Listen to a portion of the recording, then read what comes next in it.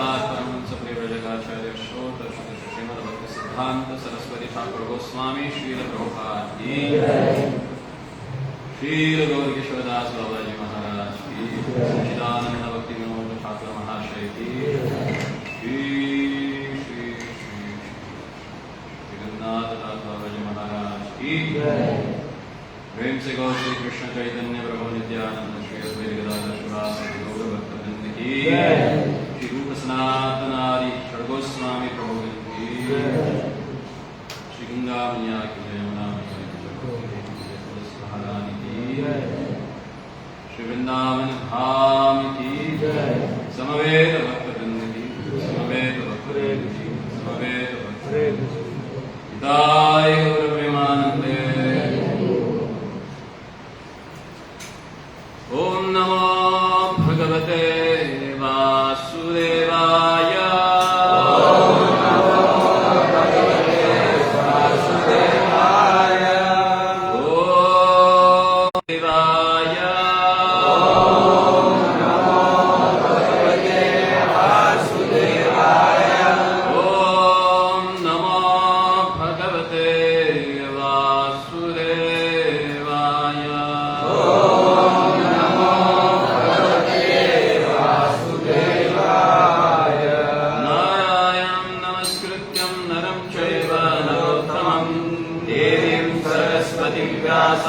ततो जयमुदीरये नष्टप्रायेषु अभद्रेषु नित्यं भागवत सेवया भगवती उत्तमश्लोके भक्तिर्भवति नैष्ठिकी।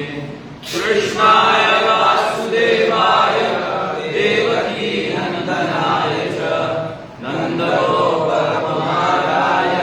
गोविन्दाय नमो नमः। नमो नरेन्द्राय वेणुवाद्य विनोदिने राधा अधर सुधा पानशालिने वनमालिने महाभाव स्वरूपास्त्वं कृष्ण प्रिय हरियसे प्रेम भक्ति प्रदे देवी राधिका त्वं नमोस्तुते। संसार सागरे मग्नं दीनं मां करुणानिधे कर्ममोहगृहीताङ्ग मामुद्धर भवार्णव। हरे कृष्ण। हरे भगवंताच्या आणि भक्तांच्या कृपेने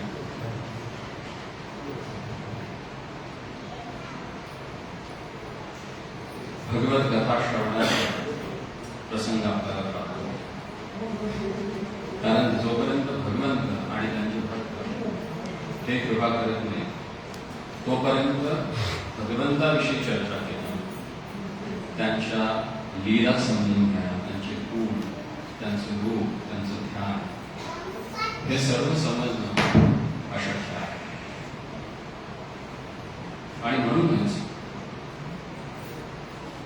सांगितलं जातं की भक्त आणि भगवंत हे अभिन्न आहे। तर ज्यावेळी भक्त आपल्या चेतनेने पूर्ण भगवतमय होऊन जाते त्यावेळी ते अभिन्नत्व त्यांच्यामध्ये ऐकायला थोडं मायावारी वाटतं ना, की आम्ही भगवंत एकाकार, इथे एकाकार नाही, भावनामय म्हणजे एखादं पाणी, एखादा व्यक्ती ज्यावेळी पाण्यामध्ये उतरतो त्याला आपण काय म्हणतो, जलमग्न झालाय, पूर्ण पाण्यामध्ये आप्लवित झालाय। ज्यावेळी भगवंताच्या भावनेनं भक्ताचं हृदय आप्लवित होतं त्यावेळी त्या दोघांच्यामध्ये मग फरक काढतो, कारण तो नित्य भगवंताचा होऊन जातो आणि भगवंता समर होऊन जातो, शुद्ध, आणि त्या शुद्धतेच्या जोरावर तो भगवंताला देखील करू शकतो। आणि त्यामुळंच भक्तांच्या कृपेनं भगवंत आपल्याला प्राप्त होतो, कारण ज्याच्याकडे जे आहे तेच तो देऊ शकतो। भक्ताकडे भगवंत आहे म्हणून तोच इतरांना भगवंताला देऊ शकतो. जे कार्य स्वतः भगवंत करू शकत नाही. आपण पाहू पुढे तृतीय स्कंदामध्ये ते स्वतः कपिल मुनीच माता देवावतीला सांगतात की मी प्रत्यक्ष सांगणं माझ्याबद्दल आणि माझ्या भक्तांच्याकडून माझ्याबद्दल ऐकून, कारण ज्यावेळी भगवंत स्वतः सांगतात त्यावेळी फक्त एका जीवावर कृपा होते ज्याच्याशी ते बोलत असतात. पण तो भक्त ज्यावेळी सांगत असतो त्यावेळी तो सर्वांचीच श्रीदादामोदर भगवान तो सर्वांचाच उद्धार करून टाकतो. कारण भगवंत देखील भगवंताविषयी भक्ताकडून ऐकायला येतात आणि हे काही शतकांपूर्वी झालेलं आहे आणि आजही होतात. आपण संत एकनाथ महाराजांविषयी ऐकलं असतं. ज्या ज्यावेळी ते कीर्तन करायचे त्यावेळी भगवंत साक्षात येऊन बसायचे. पण भगवंत पद्मपुराणामध्ये सांगतात की नाहं वसामि वैकुंठे योगिनां हृदये शिवा मद्भक्ता यत्र गायन्ति तत्र तिष्ठामि. इथं तिष्ठ हा शब्द दिला. तिष्ठ याचा अर्थ काय? वाट. जसं आपण विठ्ठल जे आहे पांडुरंग आहे ते विठ्ठल काय करतात? तिष्ठ उभ्या. त्या पद्धतीने भगवंत सांगतात की जिथे माझ्या भक्तांकडून माझं गुणगान होतं तिथं येऊन मी आपुलतेनं उभा असतो. म्हणून भक्ताच्या कृपेने भगवंत प्राप्त होतो. आणि आता आपण पाहतोय पद्मपुराणामध्ये जिथे श्रीमद भागवताचं महात्म्य वर्णन केलं. या 6 अध्यायांमध्ये सांगितलं गेलं की भागवताचं पठन श्रवण हे का आवश्यक आहे, त्याचं अध्ययन का करायला, आणि विशेष करून या घोर कलियुगामध्ये पद्मपुराणाचं वर्णन येतं की ज्यावेळी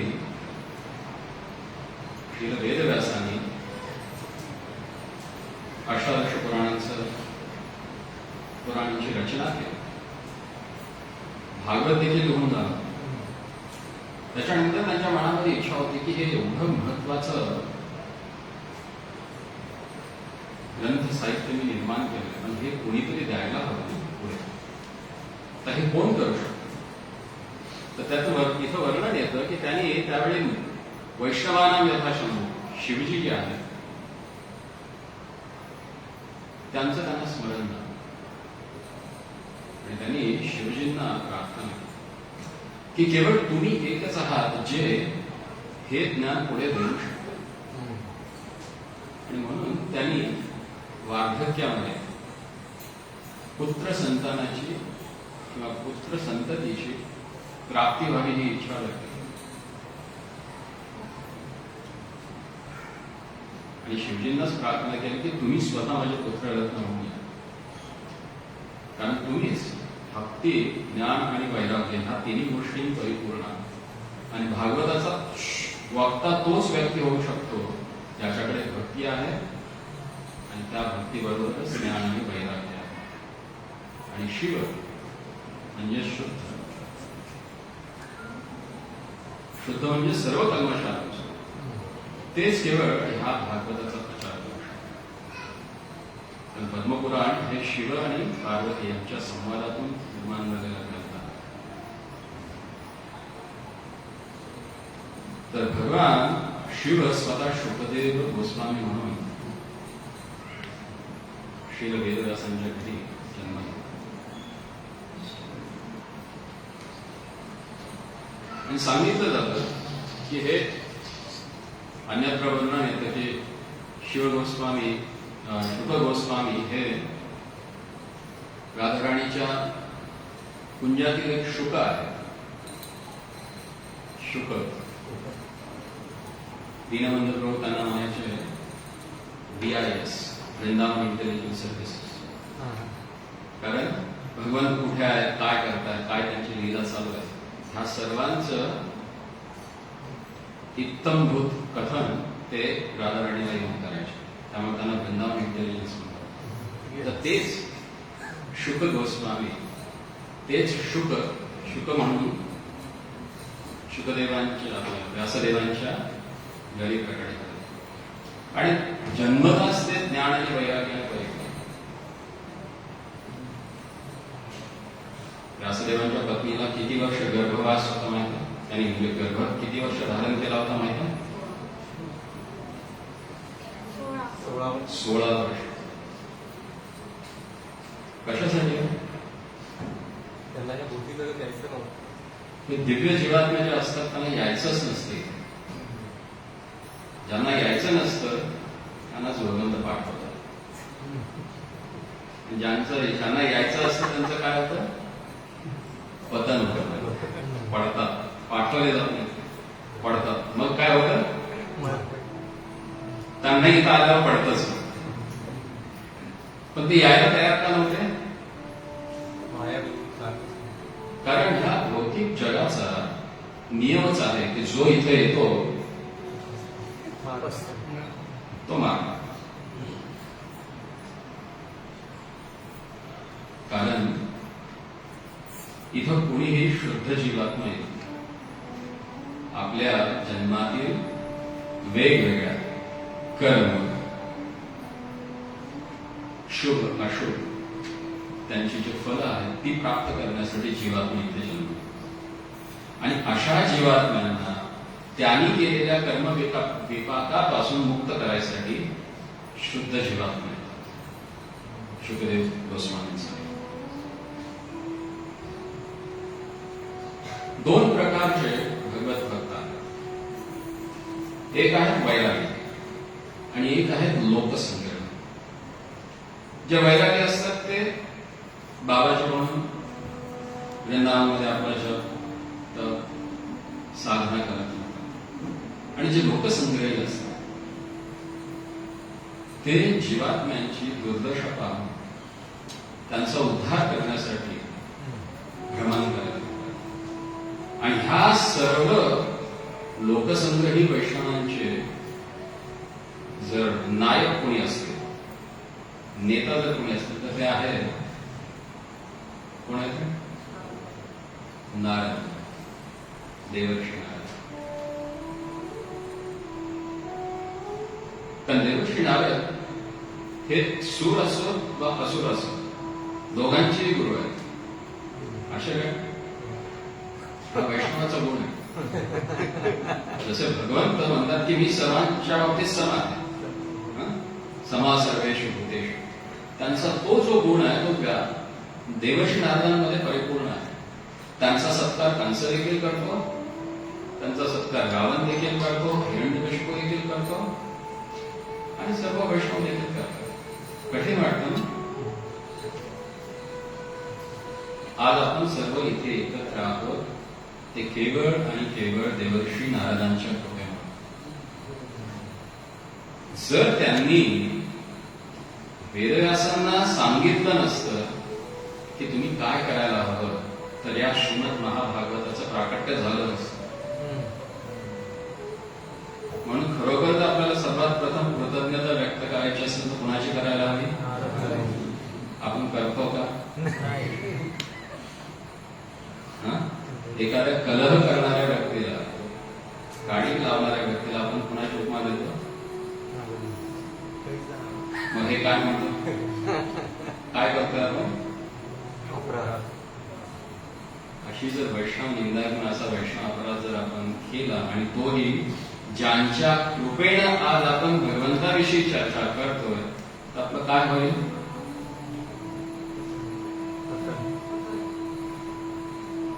ह्यापासून जर वाचायचं असेल तर अशा महाभागवतांना पहिल्यांदा आपण स्थापन करायला.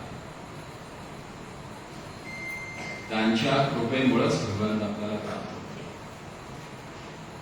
भागवत महात्म्याच्या पहिल्या अध्यायापासून आपण पाहतो की देवर्षी नारदांच्या मुळेच हे भागवत पुराण प्रकट झालं. ज्यावेळी निमिषारण्यामध्ये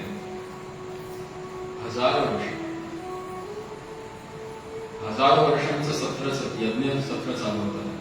कशासाठी? भवद्भिर लोकमंगल, सर्व लोकांचं म्हणजे केवळ मनुष्य मात्राचं नाही, तर लोक म्हणजे वरचे 7 खालचे 7 असे 14 लोक जे आहेत त्या लोकांचं मंगल कशामध्ये होईल हे पाहण्यासाठी, हे करण्यासाठी हजारो वर्षांचं सत्र चालू होतं. आणि ते तुला नैमिषारण्य,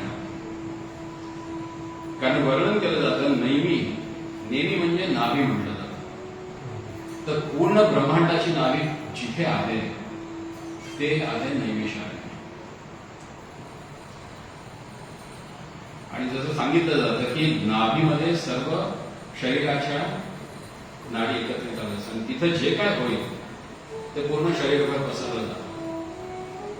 म्हणून जर सर्व लोकांचं मंगल व्हायचं असेल तर त्याच्यासाठी उत्तम स्थान कुठलं असेल तर नैमिषारण्य. आणि म्हणून हे सर्व ऋषी सर्व लोकांच्या कल्याणासाठी लोककल्याणाच्या हेतूने नैमिषारण्यामध्ये एकत्रित झाले होते. पण हे सत्र चालू होतं तरी सुद्धा त्यांना आंतरिक शांती नव्हती. आणि कुठलंही कार्य करत असताना जर चित्त प्रसन्न नसेल तर त्याच्या फलाविषयी आपल्या मनामध्ये नेहमी शंका लागते. मग त्या शंकेचं निरसन करण्यासाठी त्या सर्वांनी कुठे धाव घेतली? सुत गोस्वामींची. सुत गोस्वामी जे शुकदेव गोस्वामींचे शिष्य, तर त्यांच्याकडूनच त्यांनी भागवताचं श्रवण केलं. आपल्या संप्रदायामध्ये श्रवणाची विधी सुरुवात होते दीक्षेपासून. दीक्षा या शब्दाचा अर्थ आहे की दिलं जातं. काय दिलं जातं? एक डोळे दिले जातात तुम्हाला. आणि ते डोळे कशाने प्राप्त होतात? गुरूंच्याकडून श्रवण. म्हणून भागवत मार्ग हा श्रुत एकक्षण पंथ म्हटलं गेलं. भागवत विधी म्हणजे कानाने ऐकायचं आणि पाहायचं.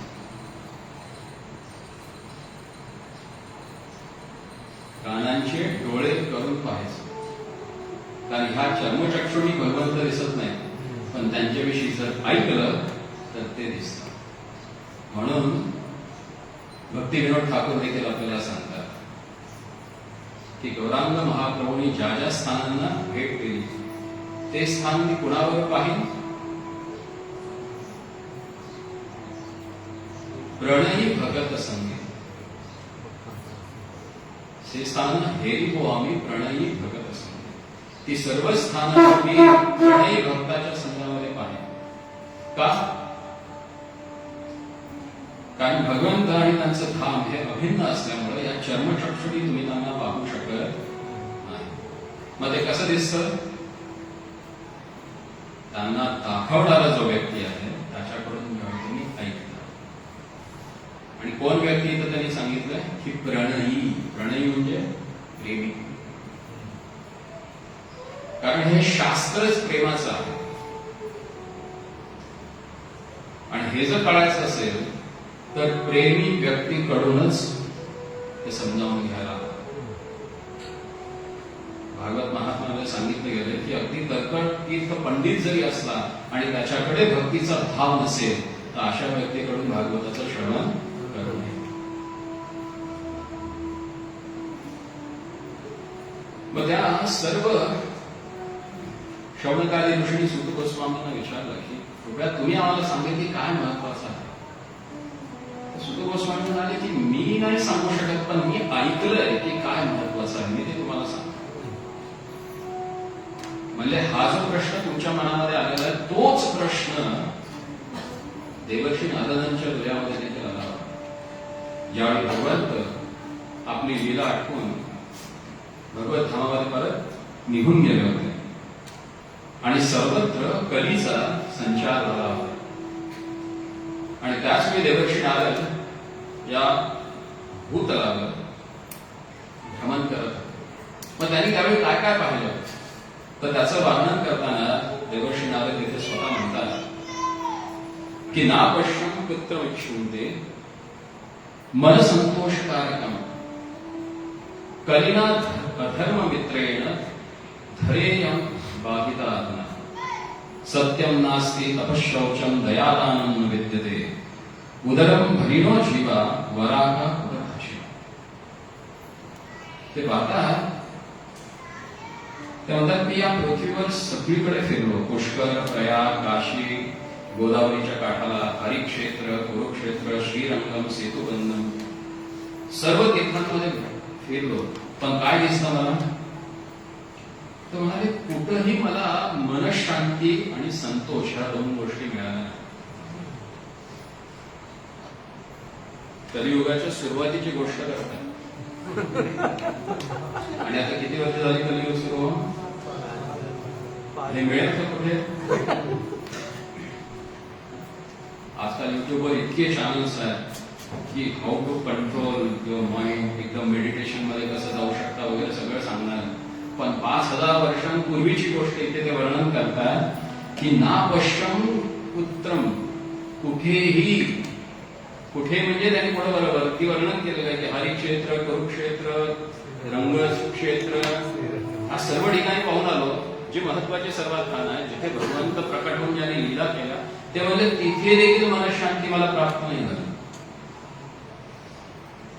अधर्माचा मित्र असणारा जो कली आहे त्याचा सर्वत्र प्रसार झालेला आहे.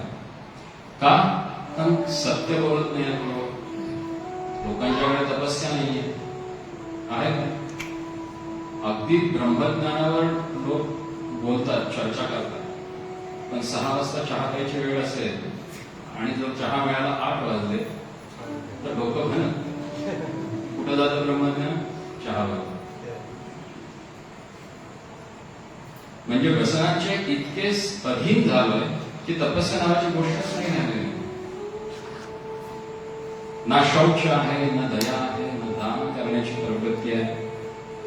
कारण उदरम भरिणो, केवळ पोट भरायसाठी लोक जगतात. जगण्याचा उद्देशच आहे की फक्त पोट भरायला. त्याच्यापेक्षा दुसरा हेतू नाहीये. तुम्ही कुणालाही विचारा, अमेरिकन मध्ये तर म्हणच आहे, तू बुद्धिमान नाहीस तर तुला पैसे, तुझ्याकडे पैसा असायला हवा. If you are intelligent you should be rich.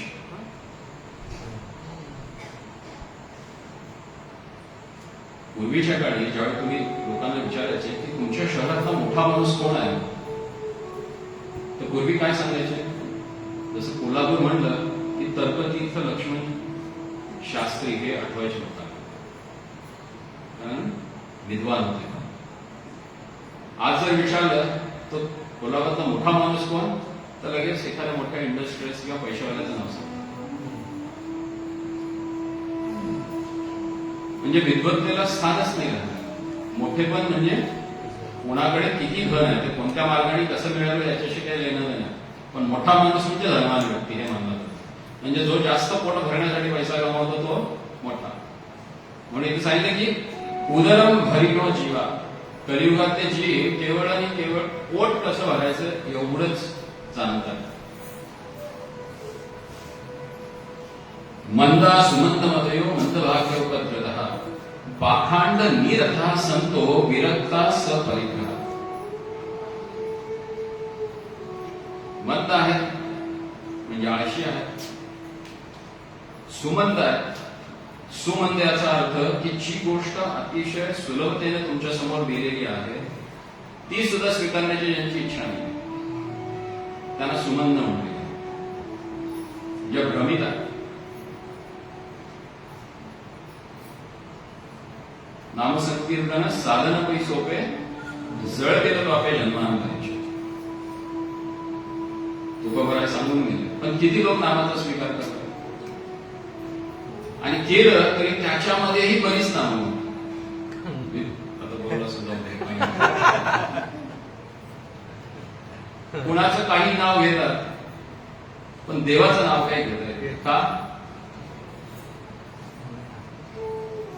काय म्हणलं तुकोबराय त्यासाठी? अनेक जन्माची सुकृती मजदार विठ्ठला बहुत सुकृतांची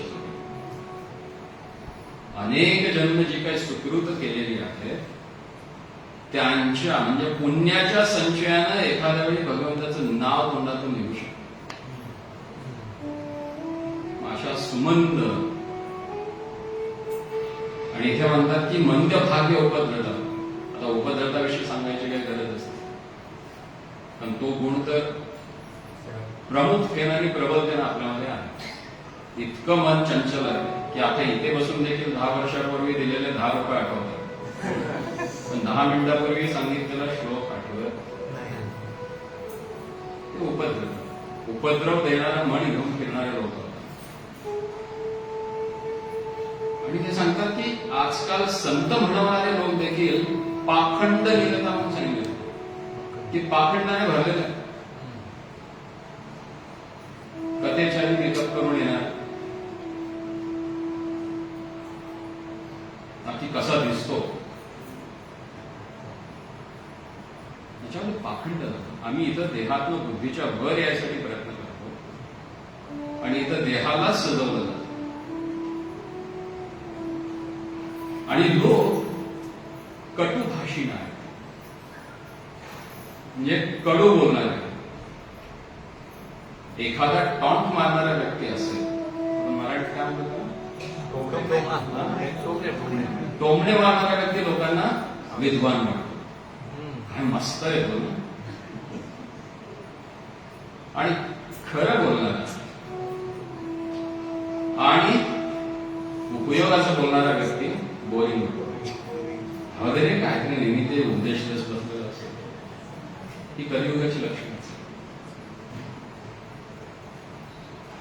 पुढे ते सांगतात की तरुणी प्रभुता गेह घरामध्ये बायकांचं चालतं. त्याच्यावर जास्त बोलायची गरज नाही. आणि शालको बुद्धिदायका. शालको बुद्धिदायका म्हणजे पूर्वी घरातल्या वृद्ध व्यक्ती हे बुद्धी देणारे होते, व्यवहार समजावणारे होते. आता बायकोचा भाव म्हणजे मिळवणं हा बुद्धिदायक आहे. शालको म्हणजे साल किंवा मेवणा. कन्या विक्रयनो लोभा दंपतीनांच कल्पना. कन्या दान केलं जाते तर कन्या विक्रय केला जातो. तरी सुद्धा भारतवर्षामध्ये होत नाहीये पण पाश्चात्य देशामध्ये हे सर्रास होतं. खास करून मिडल ईस्ट मध्ये जर तुम्ही पाहिलं तर मिडल ईस्ट मध्ये कन्या विक्रय होतो. किंमत देऊन मुलीला घेतलं जातं. आश्रमा यमने रुद्रा तीर्थस्थानी सरित असतात. ही तीर्थस्थानांमध्ये यमन लोकांचं प्रबलता होईल. आणि आपण पाहतोय आता या काही वर्षामध्ये गेल्या दशकामध्ये आपण पाहतो की प्रत्येक तीर्थस्थानामध्ये यवनांचं प्राबल्य वाढलं.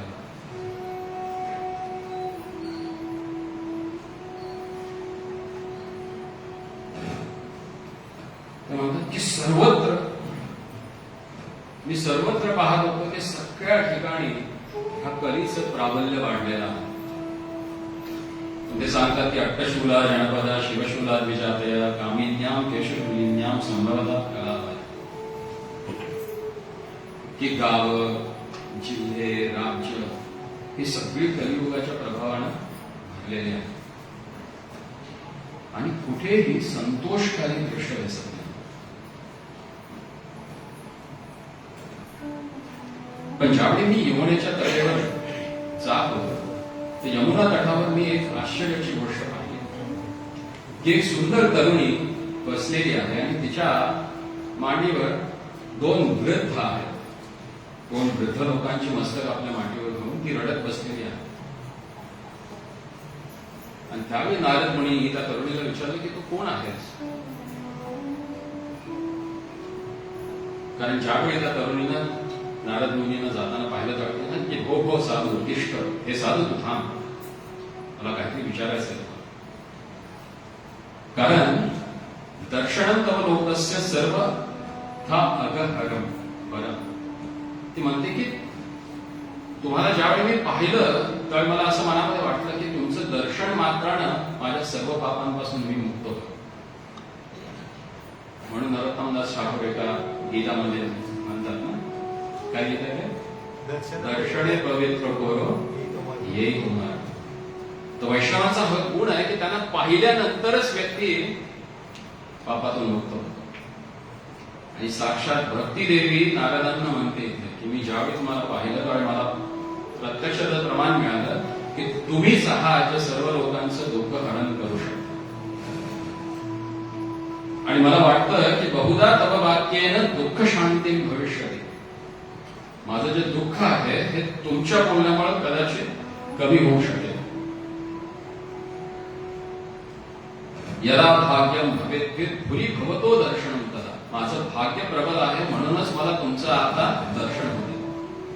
आणि त्यावेळी मग नारदजी त्यांना विचारतात, कासित्वं काविनो क्षेमानायः का पद्मलोचनाः वरदेवीं सविस्तारं स्वस्य दुःखस्य कारण.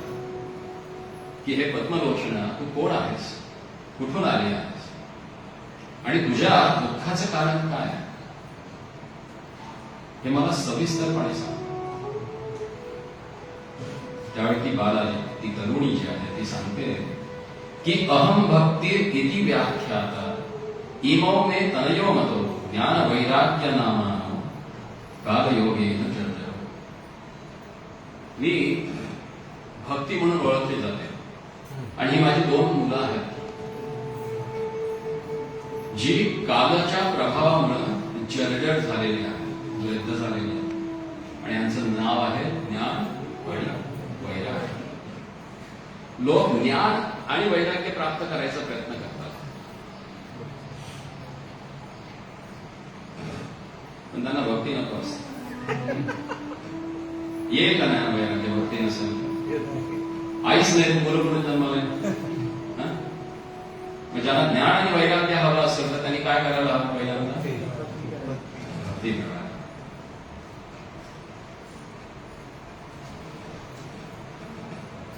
ती सांगते की मी पूर्ण तीर्थस्थानांमध्ये भ्रमण केलं आणि काही वेळात असं होतं की सारी तीर्थस्थानं माझ्या सेवेसाठी येतात. ती म्हणते गंगाद्या सरितश्चेमा मत्सेवार्थम समागता तापी तथापि न च मे श्रेयः सेविताय सुरेवती. ती माझी सेवा करण्यासाठी गंगा आदी मोठ्या नद्या देखील येतात, इव्हन देवदेवता देखील येतात, पण तरी सुद्धा मला शांती प्राप्त झालेली नाही.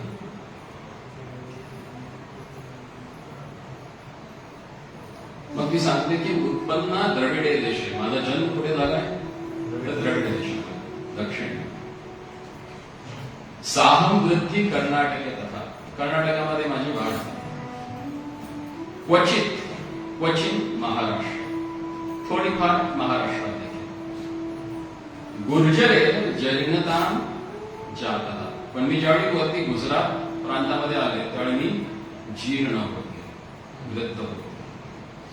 तत्र घोर कलेर योगात पाखंडे खंडितांगा दुर्बलाहं चिरम याता पुत्राभ्याम सह मुंदता. आणि जशी जशी मी वरती प्रवास करायला सुरुवात केली तशी तशी कलीच्या प्रभावामुळे लोक पाखंडी होत चाललेत आणि त्यामुळं मी आणि माझी मुलं दोघेही वृद्ध झालो. पुढे ती एक सर्वात महत्वाची गोष्ट सांगतो. वृंदावनम पुनःप्राप्य नवीनेव स्वरूपिणी. पण मी ज्यावेळी पुन्हा वृंदावन मध्ये आले त्यावेळी मला माझं नवीन स्वरूप प्राप्त झालं. जाताहम युवती सम्यक प्रेष्ठ रूपा तू सांप्रतम. आता तुमच्या समोर जी मी या सुंदर रूपामध्ये आहे ती ह्या वृंदावनाच्या प्रभावामुळे. याच्यावर आपण काय समजू शकतो? ज्या ज्यावेळी तुम्ही भक्तीमध्ये पूर्णपणे डाऊन होता, कुठे जायला? वृंदावनामध्ये गेल्यावर काय होतं? जाताहम युवती सम्यक प्रेष्ठा. भक्ती म्हणते की मी पुन्हा तरुणी होते. ज्यावेळी वाटतं ना अरे बस झालं मॅनेजमेंट, कुठे जायचं?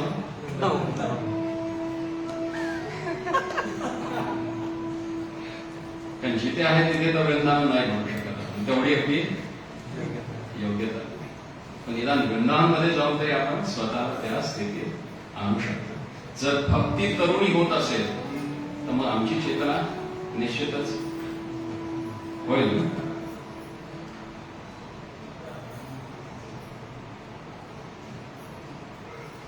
मग त्यांची ज्यावेळी देवर्षी नारद ते ऐकतात आणि विचार करतात की भक्ती आणि हे ज्ञान वैराग्य हे दोघे आहेत आणि हे कष्टामध्ये आहे.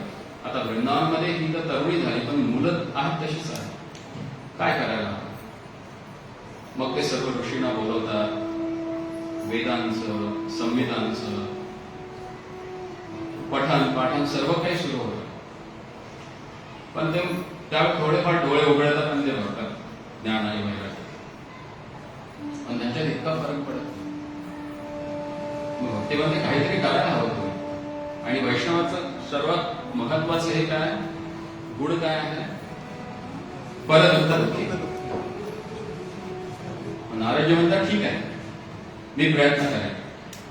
आणि मग ते तिथून सरळ कुठे जातात? बद्री विशाल. या भारतवर्षामध्ये 7 अरण्य आहेत. नैमिषारण्य, चंपारण्य, दंडकारण्य आणि बद्री विशाल. तर तिथं गेल्यानंतर ते कुणाला भेटतात?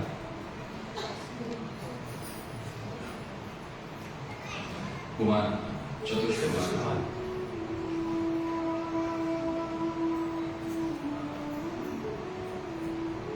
ज्यावेळी चतुष्कुमारांना भेटतात तर चतुष्कुमार त्यांना विचारतात की आज इकडे कसं काय केलं?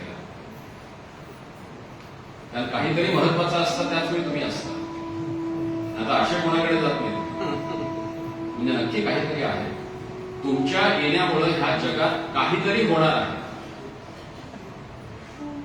आणि निश्चितच ते लोकमंगल असणार. मग त्यावेळी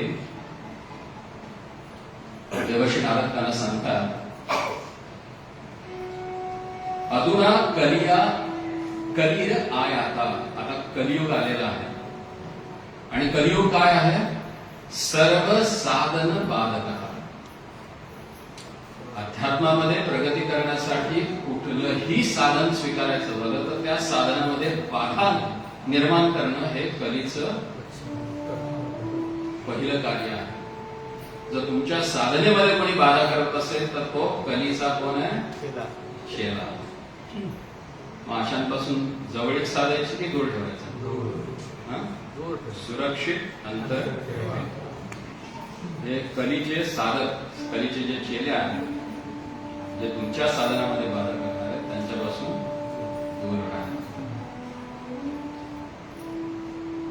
कारण या कलीच्या प्रभावामुळं विप्रही भागवती वार्ता गेहे गेहे जने जने कालिता कनलोभेन कथा सारस तत्वगता.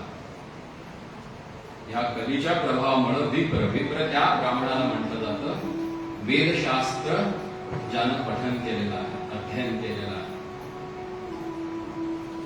आणि असे विप्र इथं ते म्हणतात की कनलोभेन ते कथा करतात भगवंताविषयी, परंतु कशाच्या लोभामुळं? कण. कारण पृथ्वी पूर्वीच्या काळी दानामध्ये भरपूर मात्रामध्ये अन्न वगैरे दिलं जातं, त्याला कण म्हणतात. तर कण लोभेनं भरपूर आपल्याला मिळावे या लोभामुळे ते कथा करतात. आणि त्या लोभामुळे काय होतं ते म्हणतात की कथा सार तत्वगतः, कथेचं सार निघून जातं. पंडितास्तु रमन्ते महिषाय. मोठे मोठे पंडित देखील इंद्रिय तृप्तीसाठी महिषा म्हणजे म्हशी असतात त्या म्हशींप्रमाणे रममान झालेले आहेत. त्यामुळे शास्त्र अध्ययनाचं, ध्यानाचं सर्वाचं फळ निष्फळ निघून गेलं. सर्व गोष्टींचं सारच निघून गेलेलं. अतिउग्र भूरिकर्मानी नास्तिका रवरवा जना ते अतिष्ठन्त तीर्थेषु तीर्थसारस तत्वगता. तीर्थातलं देखील सार निघून गेलेलं आहे. कारण उग्र कर्म करणारे पाखंडी लोक हे तीर्थस्थानामध्ये राहिलेले आहेत. असं आजकाल सर्वात मोठी टुरिस्ट इंडस्ट्री झाली आहे. लोक तीर्थयात्रेसाठी जात नाही, कशासाठी जात आहे? टुरिझम, पर्यटनासाठी जात आहेत, तीर्थाटनासाठी जात नाही. आणि पर्यटन जिथं असतं तिथं मग अनेक गोष्टी होतात ज्या अवाच्य आहेत, बोलण्यासारखे देखील नाही. आणि त्यामुळे तीर्थ देखील हळूहळू लोप होत चालले. आणि एखाद्या दिवशी मग जसं केदारनाथ मध्ये झालं तसं एखाद्या तीर्थामध्ये होऊन जातं आणि सगळं मग होऊन जातं.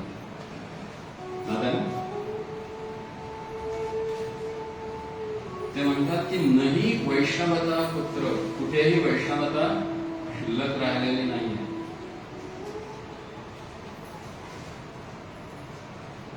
मग अशा परिस्थितीमध्ये काय करायला हवं हा प्रश्न घेऊन मी तुमच्याकडे आलो आहे. त्यावेळी तुम्ही आम्हाला याच्याविषयी मार्गदर्शन करा. मग त्यावेळी इथे हा भागवत महात्म्याचा पहिला अध्याय सांगतो. मग पुढे दुसऱ्या अध्यायामध्ये नारद मुनी पुन्हा प्रश्न विचारतात चतुष्पवारांना की कृपया तुम्ही सांगा, कारण सत्यादी त्रियुगे बोध वैराग्य मुक्ती साधको. सत्य द्वापार त्रेतामध्ये मुक्तीचं साधन काय होतं? तर वैराग्य आणि ज्ञान होतं. पण कलियुगामध्ये भक्ती ही ब्रह्मसायुज्यक आहे. कलियुगामध्ये जर तुम्हाला मुक्ती प्रदान करून देणारे काय असेल तर ती आहे भक्ती. तर त्याविषयी तुम्ही सांगा. कारण मी आता भक्तीची स्थिती पाहून आलो. जर तिची ही स्थिती होत असेल तर अन्य जीवांचं काय आहे?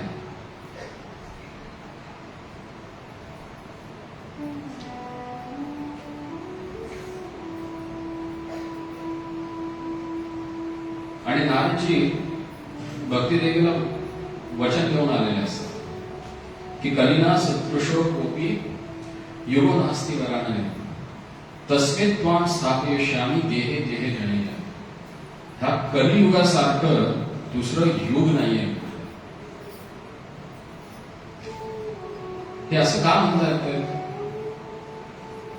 कारण जी गोष्ट बाकीच्या 3 युगांमध्ये अतिशय परिश्रम करून प्राप्त केली जाते. सत्ययुगामध्ये मोठमोठे ध्यान करणं बरेच वर्ष, हजार लाखो वर्ष. आणि त्यावेळी त्यांची आई देखील तेवढी असायची आणि वातावरण देखील तितकं शुद्ध होतं, स्थान शुद्धी देखील तितकीच होती. आणि त्या प्रभावामुळं ते त्यावेळी ध्यान ते ध्यायते विष्णू त्रेतायाम यजतो मखिल. त्रेतायुगामध्ये यज्ञ करून यायचे, पण ते यज्ञ सोपे नव्हते बघा. रघु महाराजांनी ज्यावेळी यज्ञ केला होता त्यांच्या नावामुळेच इक्ष्वाकु वंश रघुवंश म्हणून ओळखला जातो. त्यांनी असं यज्ञ केला होता की अंगावरच्या वस्त्राशिवाय काही शिल्लक ठेवलं नव्हतं. यज्ञामध्ये दान करायला सर्वस्व दान केलं होतं. त्यामुळे प्रभू रामचंद्र ज्या वंशात आले त्या वंशाला देखील रघुवंश म्हटलं जातं. असे यज्ञ व्हायचे. आजकाल ब्राह्मणाला दान देताना देखील असे देतात की जणू काही ब्रह्मांडच त्याला दिलं.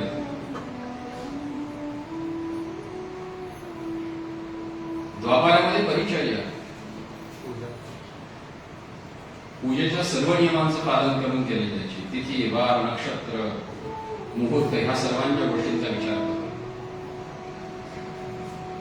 आजकाल त्या गोष्टी कोणाला कल्पनाच नसतात. लग्न 11:15 आणि घरात येते 4:30 वाजता होतं ना. आणि पुढे म्हणतात विधी विधानानुसार लग्न केले, टिकतात कुठं म्हणून आम्ही कोर्ट मॅरेज केलेलं होत आहे ना. लोकांचा विश्वास उडत चालला विधी विधानांचा. कारण तुम्ही दिलेल्या मुहूर्तावर जर कार्य केले नाही तर कसं शक्य? मुहूर्त ज्यावेळी तुम्ही काढता तर लग्नाची पत्रिका पहिले कुणाला दिली जाते? सर्वात पहिली पत्रिका कुठे दिली जाते? का दिली सांगता त्यांना?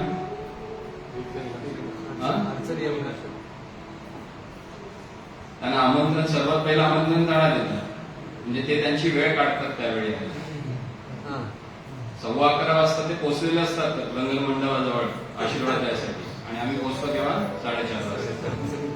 वेळ आशीर्वाद वेळ होते. मग कसं टिकेल ते? मुहूर्ताचं इतकं महत्व आहे, आम्ही लक्ष देत नाही त्याच्याकडे. भगवंताला तुम्ही आमंत्रित करता, बाकीच्या कुलदेवता, बाकीच्या देवी देवता यांना सर्वांना आमंत्रण करता, आणि तुम्हीच तिथे पोहोचत नसाल, तर मग कसं शुभ होईल तुमचं? मग ह्या सर्व गोष्टी कलियुगामध्ये संभवच नाही. मग सर्वात संभव असणारी गोष्ट काय आहे? तर ती भगवंताच्या नामाचा आश्रय घ्या, कारण तेच तुम्हाला सर्व पापातून मुक्त करून भगवत प्राप्ती करणार. तर ते सांगतात की मी तुला, म्हणजे भक्तीला, प्रत्येक घरामध्ये नेऊन पोचवीन. मग ते कसं पोहोचवलं त्यांनी, त्याचं वर्णन सगळं पुढे आहे.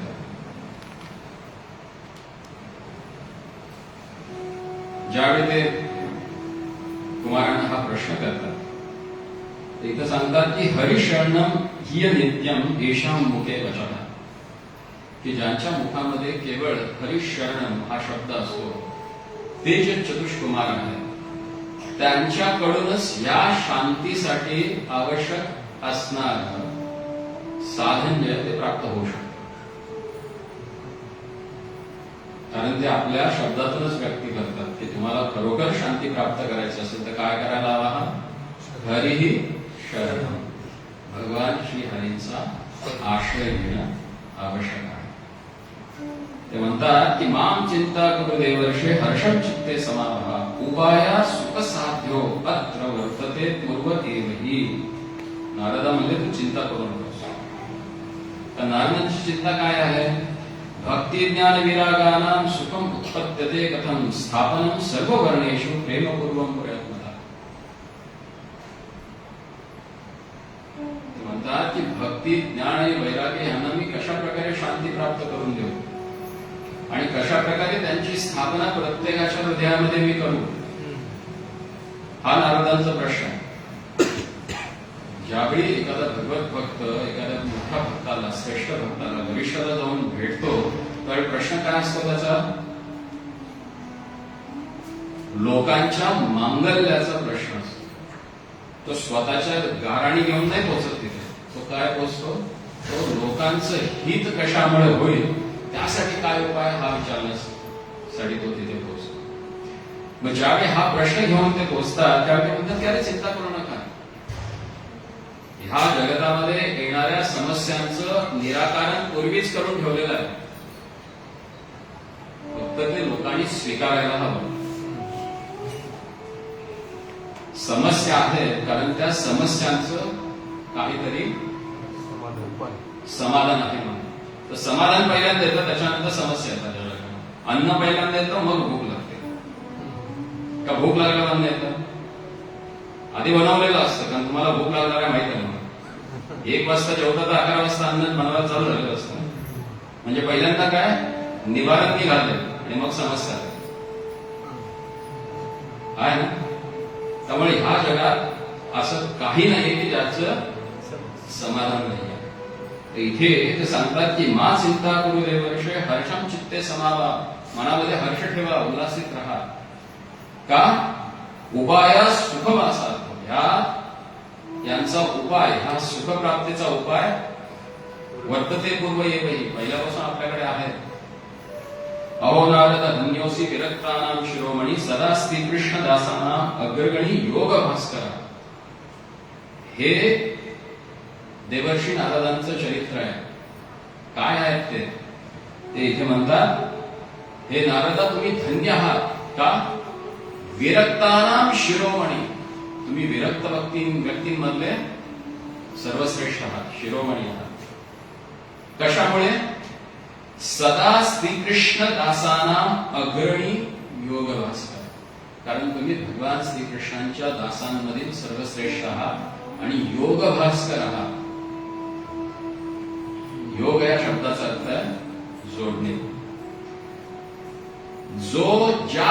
साधनाद्वारे भगवंतांना जोडण्याची इच्छा ठेवतो त्याला जोडण्याचं कार्य म्हणून करतात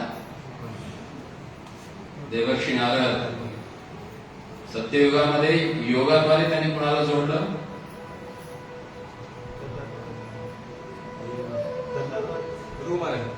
ध्रुव महाराज. त्यांना ध्यान करायला लावलं. ओम नमो भगवते वासुदेवाय द्वादश अक्षर मंत्र.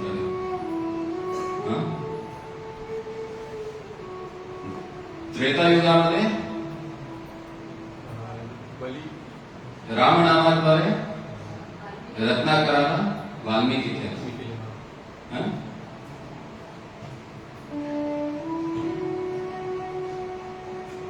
द्वापारामध्ये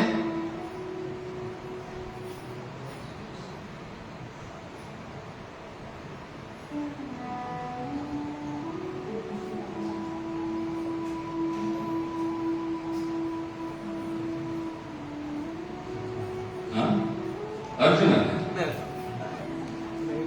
वंशाचा उद्धार केला त्यांनी. सतत त्याला भगवंताचं स्मरण करून प्रत्येक वेळी सांगायचे अरे तो तिकडे नंदाचा मुलगा आणि मग आणखी एक नवीन राक्षस पाठवून द्यायचं. त्याचं भगवंताचं ध्यान इतकं तीव्र होतं की डोळे बंद केले की भगवंत समोर दिसायचे. कोणाच्या कृपेनं? ते तुम्ही ज्या पद्धतीने भगवंताला जोडू इच्छिता त्या साधनाद्वारे ते जोडण्याचं काम करतात. म्हणून त्यांना म्हणतात तुम्ही योगभास करा. हे नारदांचं खरं व्यक्तित्व आहे. कळीचा नारद नाही आहेत. त्वयि चित्रम न मंतव्यम भक्तिम वर्तनी घटते कृष्णदास्य भक्ते संस्थापनासह. अरे तुमच्या मनात आलं ना, तुम्ही ठरवलं ना की मनामध्ये भक्ती मी स्थापन करणार, तर म्हणजे झाली. कारण कृष्णदास ज्यावेळी मनामध्ये एखादी गोष्ट इच्छा करतात त्यावेळी ती भगवंत पूर्ण करतात.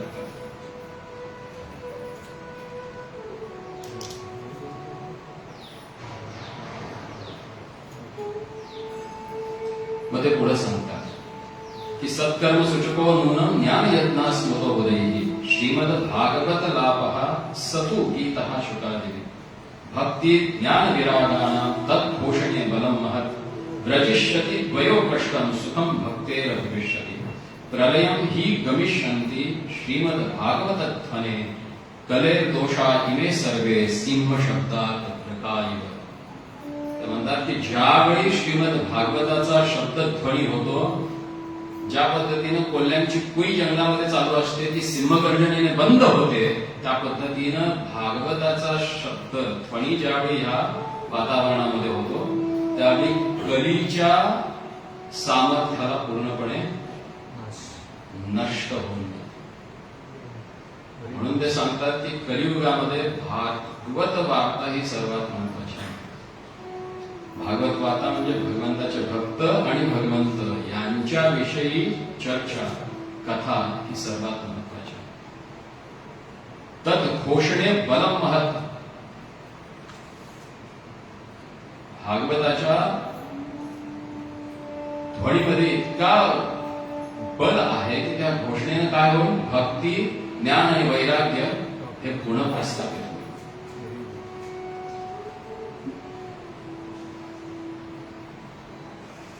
कारण इदम भागवत नाम पुराणं ब्रह्म संविदं भक्ती ज्ञान विरागानां स्थापनाय प्रकाशन. की हे जे भागवत पुराण आहे हे भक्ती ज्ञान आणि वैराग्य स्थापन करण्यासाठीच लिहिलं गेलं आहे.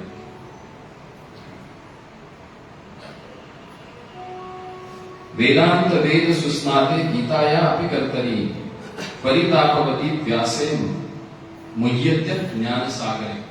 कारण या भागवताची निर्मिती केव्हा झाली आहे तर ते सांगतात की परिपक्वता.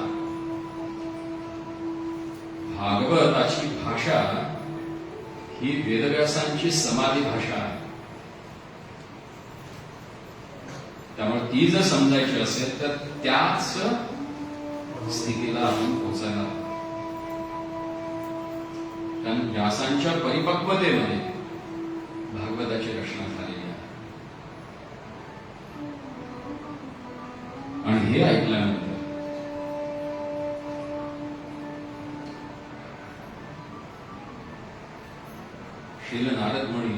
म्हणतात की भाग्योदयेन बहुजन्मं समर्जितेन सत्संगम लभते पुरुषो यदा वै अज्ञान हेतुकृत मोह अंधकार नाशनम विधाय ही तदोदये विवेका.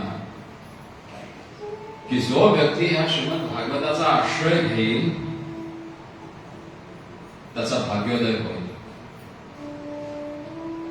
आणि सत्संगामध्ये त्याला अज्ञान अंधकार मोह ह्या सर्व गोष्टी नष्ट करणार हे श्रीमद भागवतम त्याला अंततो गत्वा उत्तम गती प्राप्त करून देईल.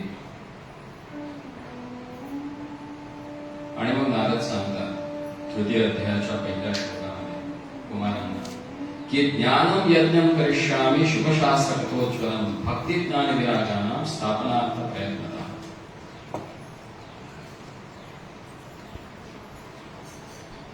की वेदव्यासांनी लिहिलेलं हे जे भागवत शास्त्र आहे त्याला शुभशास्त्र देखील म्हटलं जातं आणि ते उज्ज्वल आहे. उज्ज्वल त्या गोष्टीला म्हणतो आपण ज्याच्यामध्ये कुठलाही डाग नसतो त्याला उज्ज्वल म्हटलं जातं.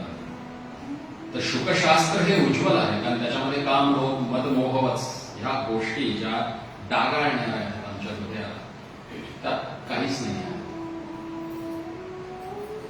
आणि ते म्हणतात की मी पहिल्यांदा भागवताचा प्रचार केला ज्याच्याद्वारे भक्ती ज्ञान आणि वैराग्य हे प्रत्येकाच्या घरामध्ये पोहोचले.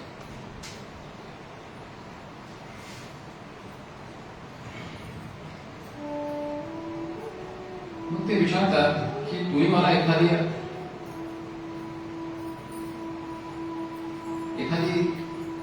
कारण प्रत्येक गोष्टीला प्रमाण हवं असतं की मला एक प्रमाण द्या म्हणजे की ह्या भागवतामुळे कुणाकुणाचा उद्धार होऊ शकतो. कुमार म्हणतात सर्वांच होऊ शकतो. अगदी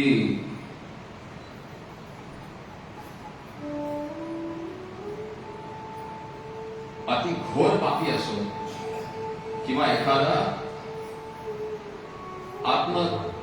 आत्माराम व्यक्ती असो दोघांचाही उद्धार करण्याची शक्ती या भागवतामध्ये आहे. मग पहिल्यांदा ऍक्च्युली नारद म्हणतात मला तुमच्याकडून ऐकायचा भागवत. तर ज्यावेळी चतुष्मा तयार होतात भागवत सांगण्यासाठी पूर्ण ब्रह्मांडातले सर्व ऋषी एकत्र येतात आणि त्यांना कळतं की आता सर्वात महत्वाचं लोककल्याणकारक जे आहे त्याचं गुणगान होणार आहे आणि त्या कथामृताचा आपण स्वाद घ्यायला. म्हणून इथे सांगतात की भगवान वशिष्ठ चवन गौतम मेधाती देवल राम गाही शाकलो मृकंडपुत्रा पिप्पलाद योगेश्वर व्यास पराशर छायाशुक जाजली हे सगळे ऋषी एवढे सगळे ऋषीच काय तर ते म्हणतात की वेदांतानी च वेदाश्च मंत्रास्तंत्रासमुतया दशसप्तपुराणानि षट्शास्त्राणि तथायु गंगाद्या सरिसस्तत्र पुष्करादि सरांसि च क्षेत्राणि च दिशा सर्वा दंडकार दिवानि च नागादयो ययुस्पुत्र देवगंधर्वदानवा गुरुतत्वात्रनायाता भृगुः सुबोध्य चायना. ते सांगतात की वेद साक्षात वेदातील मंत्र समूर्तया मूर्तिमान रूप धारण करून 17 पुराण ते देखील रूप धारण करून तिथे येऊन बसले भागवत ऐकण्यासाठी. त्या मला नद्या आल्या तिथे पुष्करादी तीर्थ आली दंडकारण्यामध्ये असणारी अनेक क्षेत्र आली नाग आले देव गंधर्व दानव हे सर्व तिथे येऊन बसले. वैष्णवाश्च विरक्ताश्च न्यासिनो ब्रह्मचारिणा मुखभागे सदा स्थिते तदग्रे नारदस्ते. असे अनेक वैष्णव विरक्त संन्यासी ब्रह्मचारी येऊन बसले आणि त्यांच्या सर्वांच्या पुढे देवर्षी नारद बसले आणि मग या भागवताचं प्रवचन झालं. कुमारांनी पूर्ण भागवत त्यांना समजावून सांगितलं. या भागवताचं गुणगान करताना चतुष्कुमार म्हणतात, सदा सेव्या श्रीमद भागवती कथा यस्या श्रवण मात्रेन हरिश्चित्तम समाश्रय. की सर्वांच्या द्वारे सेव्य असणारी भागवत कथा आहे, कारण हिच्या श्रवणानंच केवळ चित्तामध्ये भगवान श्री हरी आश्रय घेतात. श्रवण मात्रेन हरिश्चित्तम समाश्रय. ग्रंथो अष्टादश सहस्रो द्वादश स्कंद संहिता परिषद शुक संवाद शृणु भागवतम च. किम श्रुतैः बहुभिः शास्त्रैः पुराणैश्चैव भ्रमावहै एवं एकम भागवतम शास्त्र मुक्तिदानेन. तर म्हणतात की सर्व बाकी शास्त्रांचं अध्ययन करण्याची गरज नाही किंवा पुराणांचं अध्ययन करण्याची गरज नाही, कारण त्याच्यावर तुम्ही भ्रमित होऊ शकाल. एकम भागवतम शास्त्र, केवळ एकच भागवत शास्त्र असं आहे की मुक्तिदानेन गर्जती, जे ओढून सांगते, घोषणा करून सांगते की जो कोणी माझा आश्रय घेईल त्याला मी मुक्त करेन. कथा भागवती यस्यापि नित्यं भवति यद्गृहे तद्गृहं कीर्तरूपं हि वसतां पापनाशम. ज्या घरामध्ये नित्य भागवत वाचलं जातं ते सांगतात की ते घर एका तीर्थाप्रमाणे होतं, जिथं गेल्यानंतर व्यक्तीचं पाप नाश होतं. अश्वमेध सहस्राणि वाजपेय शतानि च शुकशास्त्र कथा यश कलाम नारहति षोडश. जो कोणी व्यक्ती या भागवताचं कथन करतो, श्रवण करतो, तो निश्चित रूपानं हजारो अश्वमेध आणि वाजपेयी यज्ञ करायचं त्याला पुण्य प्राप्त होतं, कारण तो मुक्त होतो. ते म्हणतात की श्लोकार्धम श्लोकपादम वा नित्यं भागवतोद्भवम पठस्व सुमुखेनैव यदिच्छसि परां गतिं. कुणाला या संसारातून मुक्त व्हायचं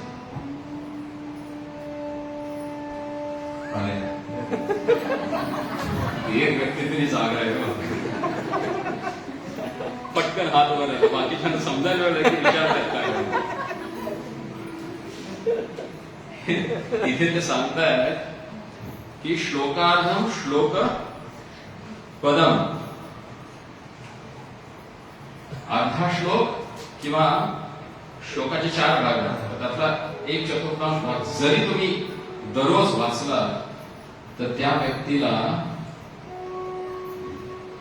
परामगती, परगती म्हणजे काय, भगवत धामाची प्राप्ती होऊन झाली. म्हणून सांगतात नित्यम भागवत सेवे. दररोज केवळ हा एक श्लोक जरी म्हटला तरी चालेल. नारायणं नमस्कृत्यं नरं चैव नरोत्तमं देवीं सरस्वतीं व्यासं ततो जयमुदीरये. हा एक श्लोक म्हणू शकता. आता आणखी एक आहे, कृष्णाय वासुदेवाय देवकी नंदनाय गोपकुमाराय गोविंदाय. सगळ्या भागवताचं सारच ते आहे. कारण भागवतामध्ये कोणाच्या कथेचं, कोणाच्या गुणाचं वर्णन आहे, भगवान श्रीकृष्ण. हा एक श्लोक जरी दररोज तुम्ही म्हणतात न चुकता, परामगती मिळेल. परामगती ते मी नाही सांगत, ज्यांना प्राप्त झाले ती व्यक्ती सांगते. चतुष्कुमार ते सांगतात.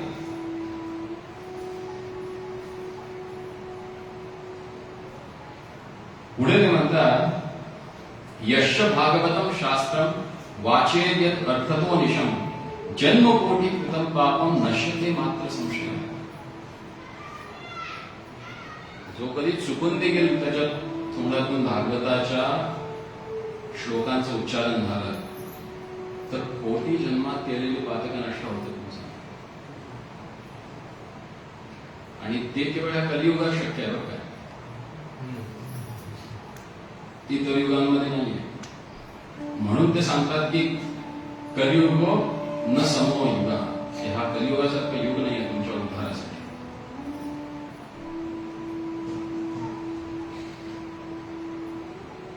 ते म्हणतात इथे, आ जन्म मात्रमपि येन शठेन किंचित विधाय शुभशास्त्र कथा न पीता चांडाल वश्य करवत्तेन नीतम मिथ्या स्वजन्म जननी दुःख भाजक. जो व्यक्ती मनुष्य जन्म प्राप्त केल्यानंतर शुकशास्त्र कथा ऐकत नसेल तर तो चांडाळ काय म्हणायचं. ते म्हणतात खरं म्हणजे गाढवासारखं आयुष्य वाया घालवतात. आणि जननी जन्म दुःख भाजा, आपल्या आईला पुत्र उत्पत्तीच्या दुःखामध्ये पुन्हा टाकतात. कारण तुमची जर मुक्तीच नाही झाली तर त्या विचाराला दुःखच आहे ना. ते जननी दुःख भाजा. ते म्हणतात की धिक्तम नरश पशुसम भूवी भार रूपमेव वदंती दिवी देव समाज मुख्य. जरी देव समाजामध्ये मुख्य झालात आणि भगवत कथेविषयी जर तुम्हाला रुची नसेल तर तुम्ही केवळ भूवी भार म्हणता येईल.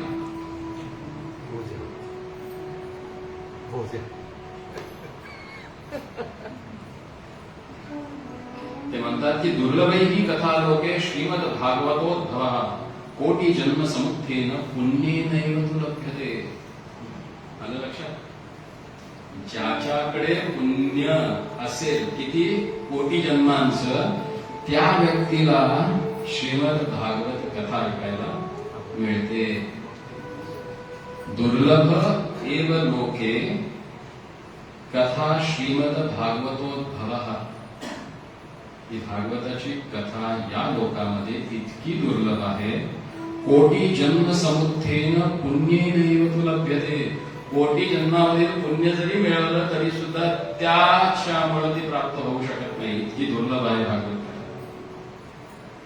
तेन योग निधने धीमन श्रोतव्यास प्रयत्नता दीनाना नियमो नास्ति सर्वदा श्रवणस मतम. याच्यासाठी काही नियम नाहीये. केव्हाही तुम्ही कथा सुरू करू शकता, वाचू शकता, ऐकू शकता. सत्येन ब्रह्मचर्येन सर्वदा श्रवणं मतम अशक्य तत्कालो बोध्यो विशेषात्र शुकात्मया.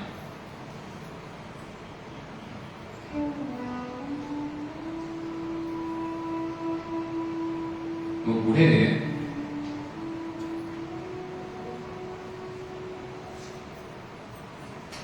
ते सांगतात की ही कथा जी आहे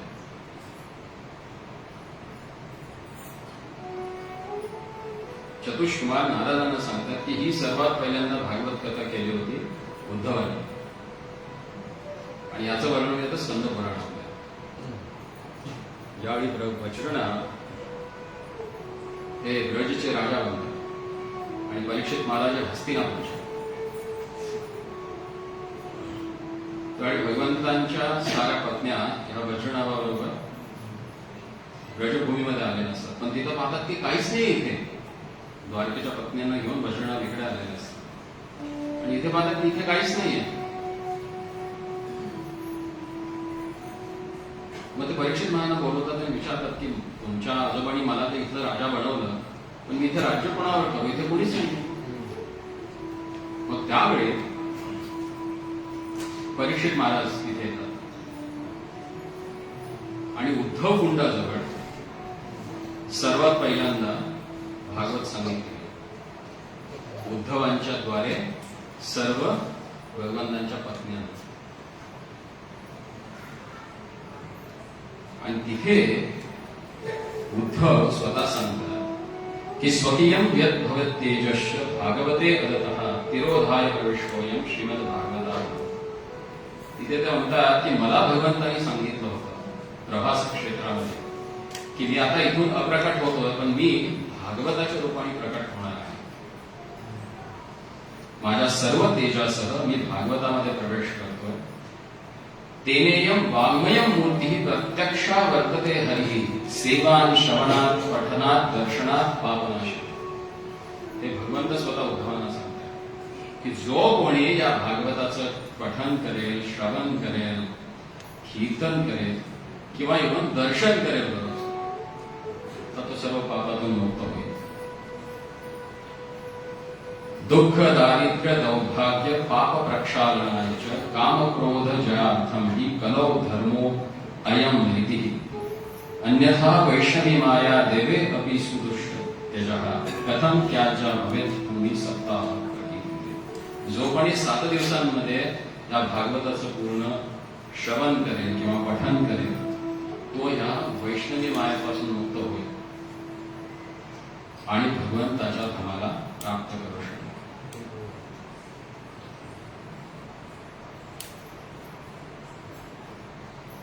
म्हणून पुढे ते उदाहरण देतात, म्हणतात की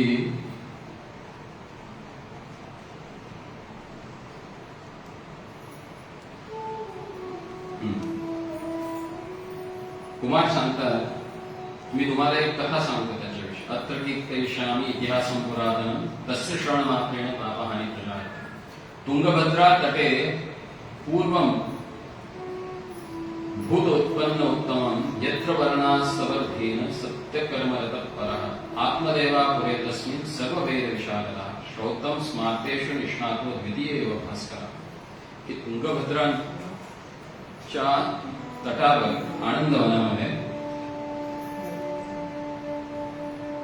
एक आत्मदेव नावाचा सर्वशास्त्र विशारद श्रौत्र आणि स्मार्त दोन्हीही कार्यांमध्ये अतिशय सुकुशल असणारा एक ब्राह्मण होता। ते म्हणतात इथे की द्वितीय इव भास्कर, ते इतके कुशल होते की ते ज्ञानामध्ये सूर्याप्रमाणे चमकत होते, पण तरी सुद्धा मनामध्ये त्यांच्या एक दुःख होतं आणि ते म्हणजे संतती नसते। ते जसे भास्कराप्रमाणे होते, पत्नी त्यांची त्यांच्या बरोबर उलटी होती।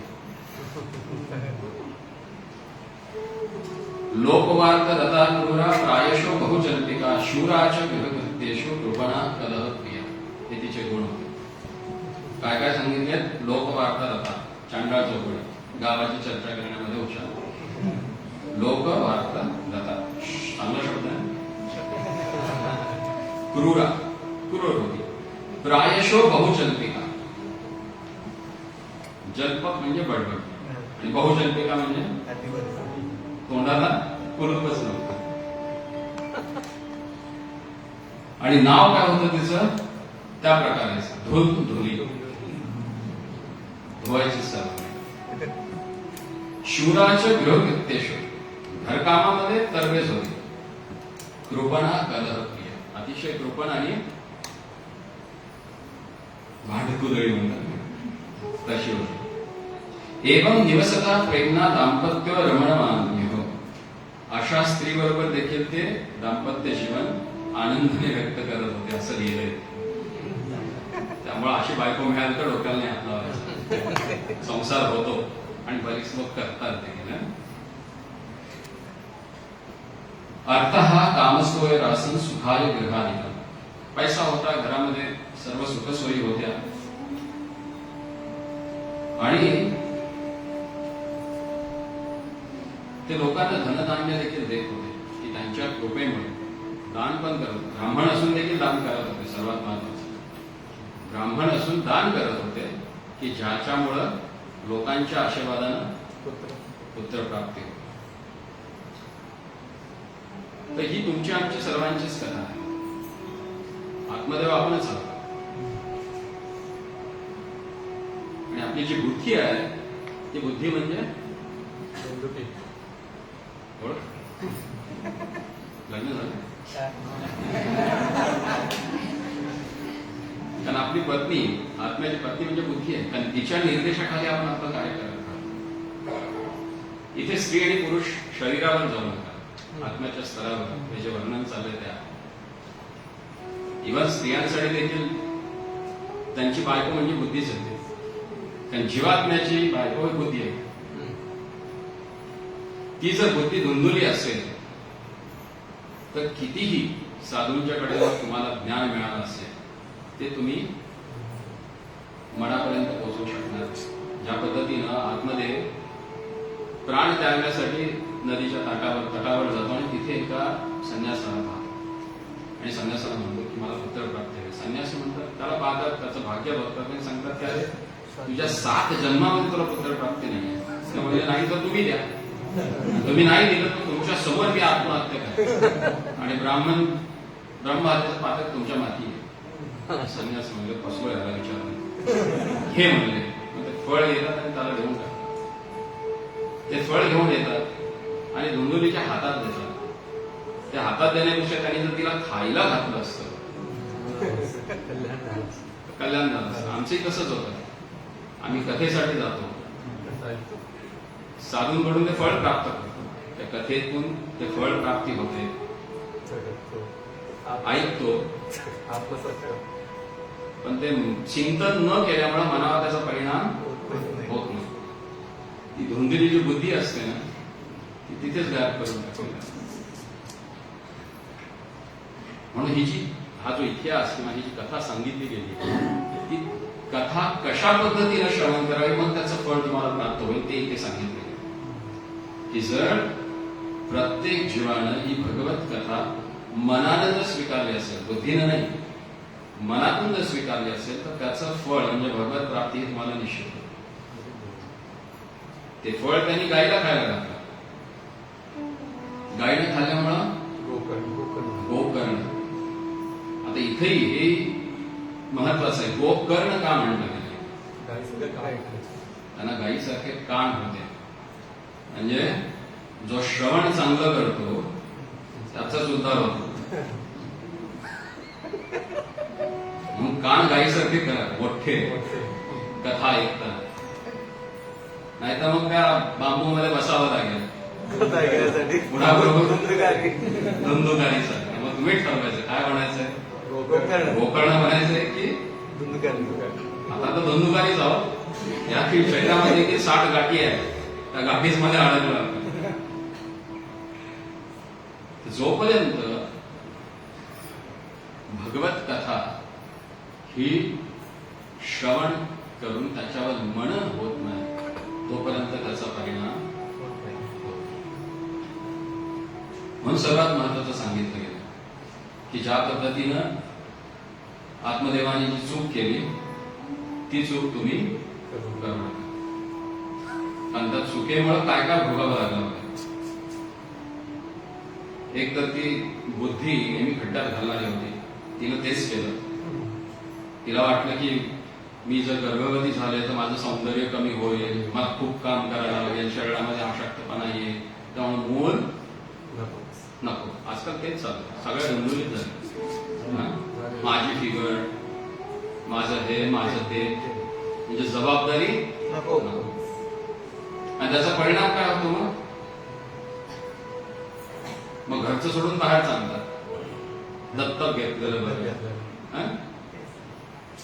उदाहरण देतात, म्हणतात एवढी मुलं आहेत, अनाथ आहेत, त्यांची आपण काळजी घेऊ, थोडा आपण फिरवून होतं काय मग ते माहित नाही कुठलं काय बीज आहे, तर आणून इथं लावलं की मग तो धुंदुकारीसारखा जन्माला आहे. बापालाही बघतोच, आईलाही आणतोच, बाहेरून बायका घेऊन येतो. काय काय नाही केलं त्यानं,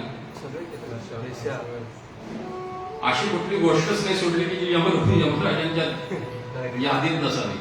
सगळं काही केलं त्यानं. परिणाम काय झाला त्याचा, ज्यावेळी व्यक्तीच्या मनामध्ये अनेक वासना घर करतात त्यावेळी त्याला या संसारातून मुक्ती मिळत नाही. आणि तुम्ही किती भोग करण्याचा प्रयत्न केला तर तुमचं भोग्य जे आहे, जी गोष्ट भोग करायसाठी म्हणून आणता घरी, तीच तुमचा भोग करत असते. 5-5 स्त्रिया आणल्या होत्या त्याने घरी आणि त्यांना उपभोगायचा विचार आला होता, पण त्याच त्याला भोगत होत्या, कारण त्यांना संतुष्ट करण्यासाठी कुठलंही जघन्य कार्य तो करत होता. आणि ज्यावेळी त्याच्याकडे भरपूर धन झालं त्यावेळी त्या स्त्रियांना वाटलं की हे एवढं धन बघितल्यानंतर राजा येईल, राजा आला की सगळ्यांनाच घेऊन जाणं, काय नाही मिळणार, त्याच्या आधी आपण याला संपू. पण ज्यावेळी तुम्ही अतिशय भोगाच्या गोष्टी घरी आणून ठेवतात, त्या गोष्टींचा भोग घेण्याऐवजी त्या गोष्टी तुमचा भोग घेतात आणि तुम्हाला संपवून टाकतात. उदाहरण मोबाईल आहे, मीडिया आहे. आम्ही लाख रुपयाचं घेऊन येतो, पण ते लाख रुपये तिथे नुसते नष्ट होत नाहीत, पण त्या लाखापेक्षाही महत्वाचा आमचा जो वेळ आहे तो नष्ट होत नाही. ही सूचक आहेत, ह्या कथा ज्या आहेत ना, ह्या प्रत्येक काळासाठी दिलेल्या आहेत. फक्त त्याचे संदर्भ थोडे थोडे बदलतात किंवा त्यातल्या भूमिका थोड्या थोड्या बदलतात, पण कथा तीच आहे. आज तुमची आमची स्थिती देखील ह्याच्यासारखी झालेली, धुंदुकारीसारखीच. उपभोगाची इतकी साधनं आम्ही एकत्रित करून ठेवलेलं आहे, त्यांना आम्ही भोगत नाही, ते आमचा भोग घेतात. आणि आम्ही आमचा संसार नाही चालवत कमावलेल्या पैशाने, डॉक्टरांची घरं चालवतो. ह्या सर्वातून बाहेर पडायला जोपर्यंत भगवंताच्या चरणांचा किंवा भगवंताच्या लीलांचा आश्रय घेत नाही, तोपर्यंत ह्या सर्व अज्ञानातून आपण वरती उठू शकत नाही. आणि उठवणारे कोण असतात? भगवत भक्त असतात. ज्यावेळी ह्याला पिशाची वेळी प्राप्त होते, कारण आई वडिलांच्या वर जो अन्याय करतो, सांगितले अशामध्ये, जो आई वडिलांच्यावर अन्याय करतो त्याला निश्चित रूपाने प्रेत शरीर प्राप्त होतं. आणि तेच झालं धुंदुकार. आणि आई वडिलांवर केलेल्या अत्याचारामुळे किंवा अन्यायामुळे गोकर्णला ज्यावेळी कळते की धुंदुकारी मेलेला आहे, आपले आई वडील पण गेले, त्यावेळी गोकर्ण गयेला जाऊन त्याचं श्राद्ध करतात. पण तिथं श्राद्ध करून देखील ह्या प्रेताची मुक्ती होत नाही. म्हणून ते जेव्हा परी पुन्हा त्यांच्या घरी वापस येतात, परत आल्यानंतर त्यांना अचानक एका रात्री तो धुंदुकारी वायू रूपामध्ये दिसतो, भयंकर आवाज. ते म्हणतात, तू कोण आहेस, का इतका त्रास का होतोय तुला? ते म्हणतात की मी तुझा भाऊ, आणि माझं हे जगन्य जे काही कार्य केलेलं आहे ते मला तुझ्यासाठी तर गयेला जाऊन श्राद्ध करून आले. त्या 100 वेळा जरी तिथं जाऊन श्राद्ध केलं तर त्यातून माझी मुक्ती नाही होणार, कारण मी आई वडिलांच्या प्रति इतका मोठा अपराध केलेला. मग याचं कारण काय?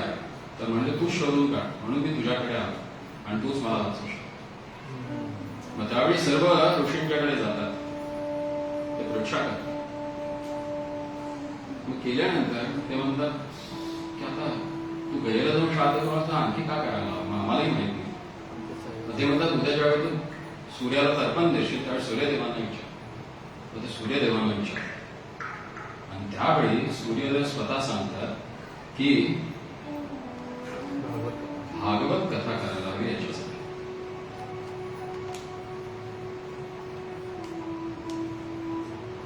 आणि ज्यावेळी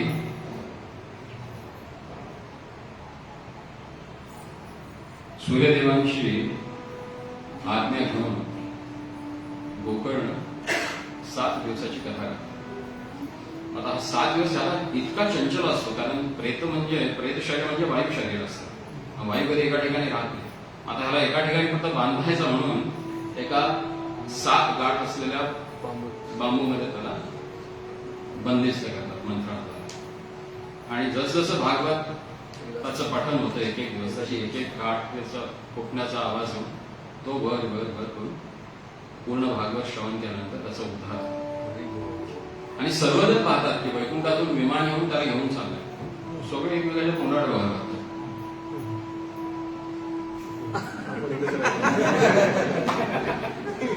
काय आम्ही पण ऐकले ना, आम्ही तर बसून ऐकले तुमच्या समोर, आमचं काय?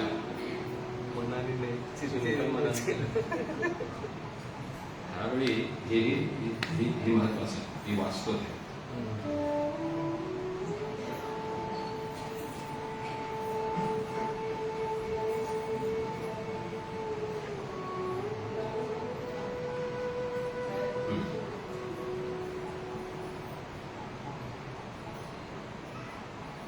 धन्या भागवती वार्ता प्रेत पीडा विनाशिनी सप्ताहोपी तथा धन्या कृष्णलोक फलप्रदा. की ही भागवत कथा धन्य आहे जी प्रेत पीडेचा विनाश करणारी आहे. आणि सप्ताह मध्ये जर ती ऐकली असेल तर ती कृष्णलोकप्रदा आहे. कंपते सर्व पापानी सप्ताह श्रवणे स्थिते अस्माकं प्रलयं सध्या कथा चेयं दर्शय. ते सर्व पाप कथा श्रवणाला ते कंपित होतात, कारण त्यांना माहिती आमचं निघून जायचं इथून वेळ आला म्हणजे.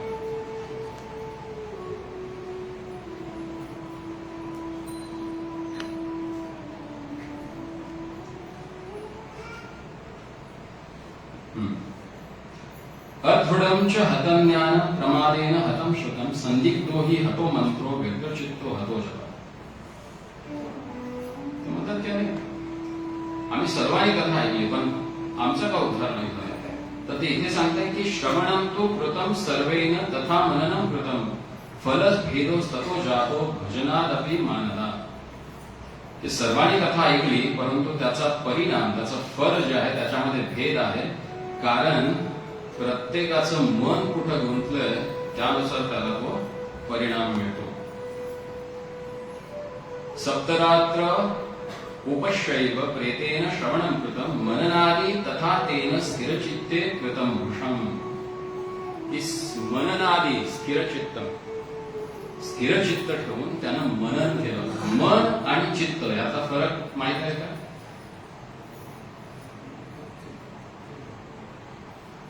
मनाला एकाग्रता करून चिंतन करणं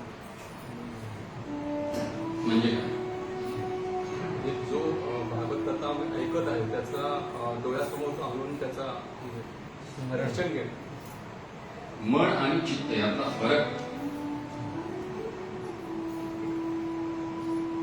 तर ही गोष्ट खास करून आपण आपल्या संप्रदायामध्ये कधी लक्ष देत नाही.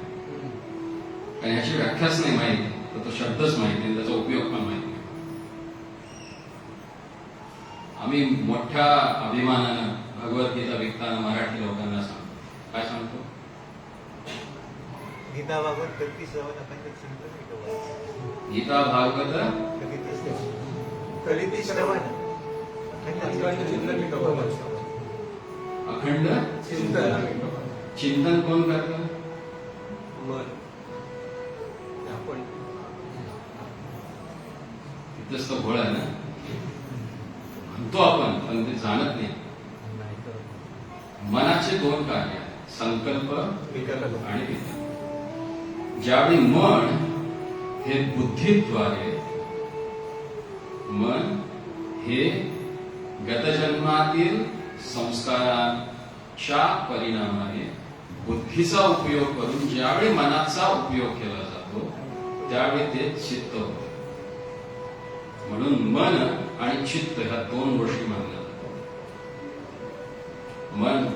मनाचे 3 प्रकार आहेत. पहिलं मन रेग्युलर जे संकल्प विकल्प करतात. ज्यावेळी चित्त म्हणून ज्याचा विचार केला ज्याचा चित्त ठेव जरा म्हणतो काय ध्यान कुठं आहे चित्त कुठं असतं. म्हणजे बुद्धीद्वारे मनाचा उपयोग ज्यावेळी केला जातो त्यावेळी चित्त म्हणलं जातं. म्हणजे बुद्धी ज्यावेळी सारथी बनते त्यावेळी मनाचा जो उपयोग होतो त्याला चित्त म्हणलं जातं. आणि त्या चित्तामध्ये चिंतन होऊ शकतं. आणि म्हणून इथे म्हणतात की मननादि तथा तेन स्थिर चित्तेन कृतं भृशम. तो जो धुंदुकारी होता त्यानं स्थिर चित्तानं कथेचं श्रवण करून त्याच्यावर मनन केलं. त्यामुळं तो 7 रात्रीमध्ये मुक्त झाला. कथा आयुष्यभर ऐकली पण त्याच्यावर मनन केलं नाही स्थिर चित्त ठेवून तर त्याचा उपयोग होणार आहे ना. महत्वाचं जे आपण कधीच विचार करत नाही. हा काय महाराज बोलले काय सांगितलं झालं. घरी गेल्यानंतर वही सपाट आणि 4 दिवसांनी विचारलं बरं काय तो बोललो का? कारण त्याच्यावर चिंतन नाही त्याच्यावर मनन नाही. आणि जो त्याच्यावर चिंतन किंवा मनन करतो म्हणून सांगितलं जातं भक्ती ही तुमच्या शिक्षणावर अवलंबून नाहीये.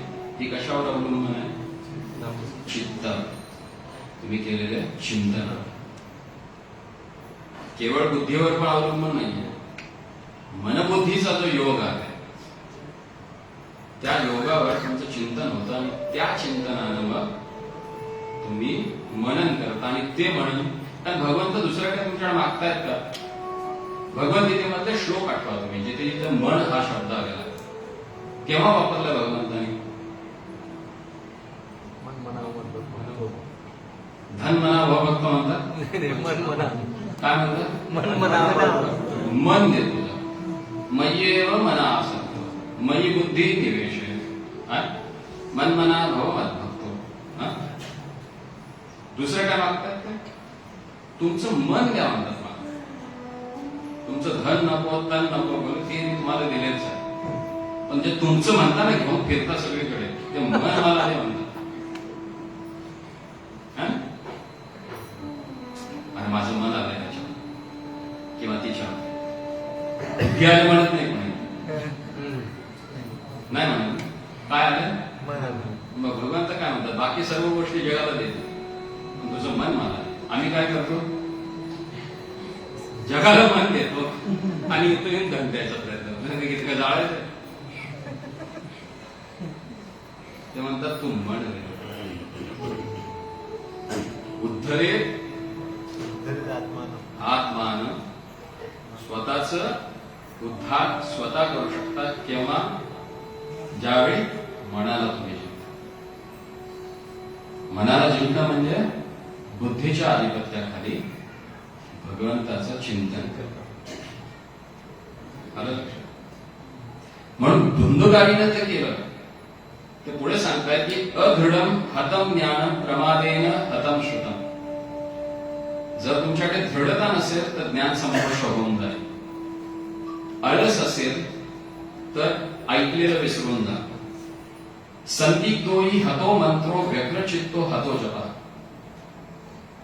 जर मंत्राची पूर्णपणे माहिती नसेल आणि व्यग्रचित्त राहून जर तुम्ही जप करत असाल तर सर्व काही नष्ट होतं. आणि आमचं मन जप तसाच असतो.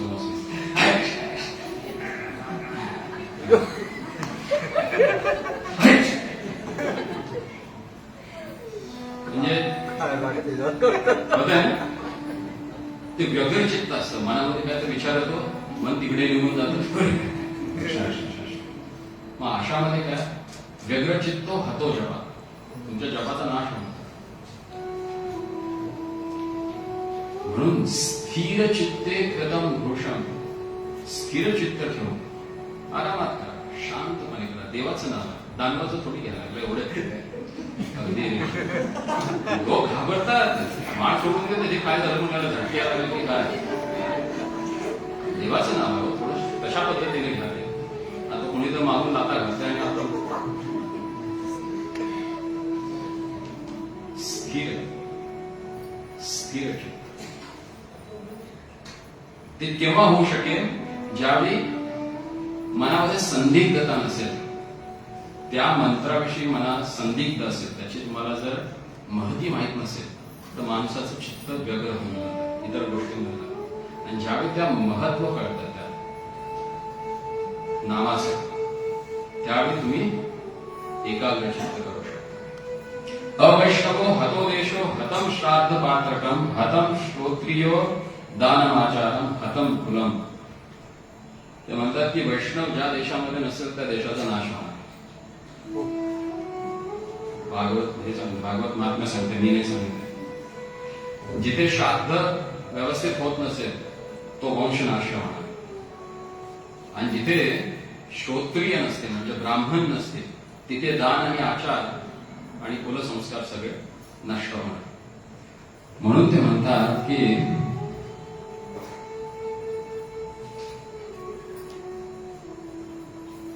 जो कोणी व्यक्ती स्थिरमती होऊन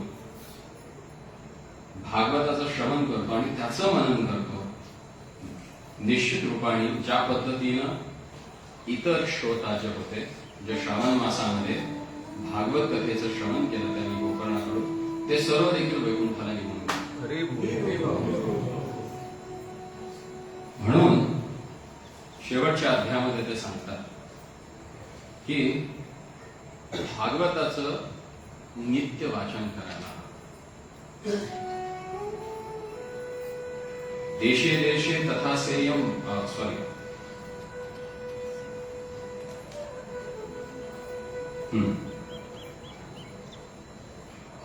प्रतिश्लोकम द्वेष.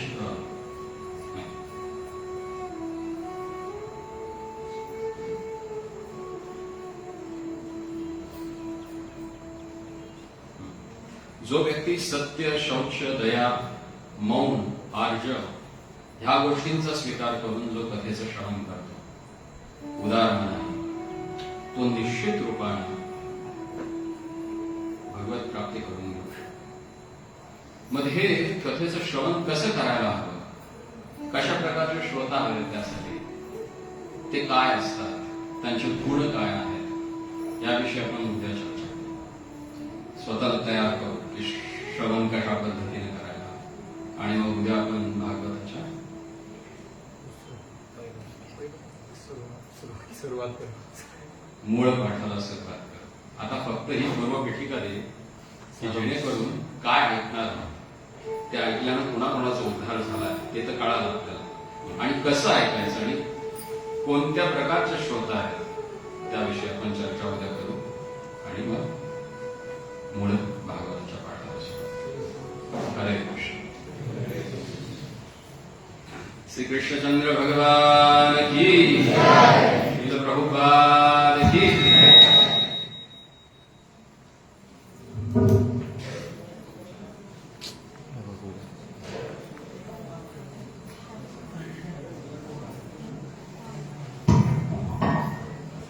हरे कृष्ण.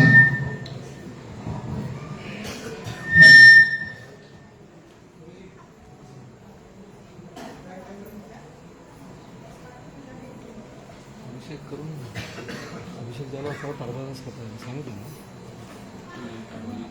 दोघांनी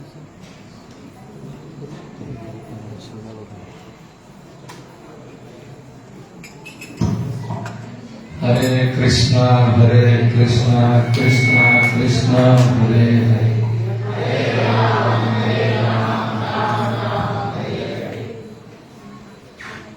श्री कृष्ण बलराम की. आदरणीय गोविंद भक्त प्रभुजने,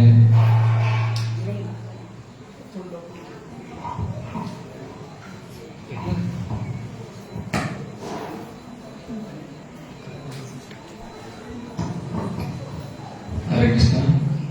आदरणीय गोविंद भक्त प्रभुजी आपल्याला सुंदर असा भागवत कथेचं आस्वादन किंवा प्रवचन कशा पद्धतीने ऐकावे, प्रवचनाला कशा पद्धतीने आपण यावे, या प्रसंगी आपल्याला सुंदर असं उदाहरण देऊन प्रभूजींनी प्रवचन दिले.